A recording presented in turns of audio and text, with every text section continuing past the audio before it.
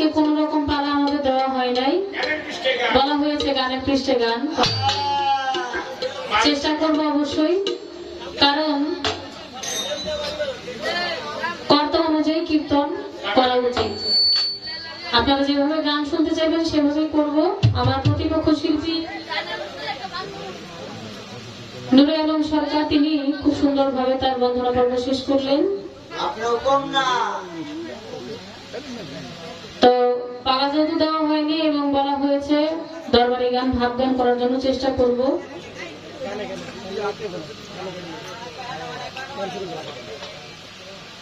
আমার মন থেকে গানের পৃষ্ঠের গান যেহেতু কোনো ধারাবাহিকতা নাই, আগে একটা গায়ে ফেলে, তারপর দেখি কোন দিকের বাতাস কোন দিকে নেওয়া যায়।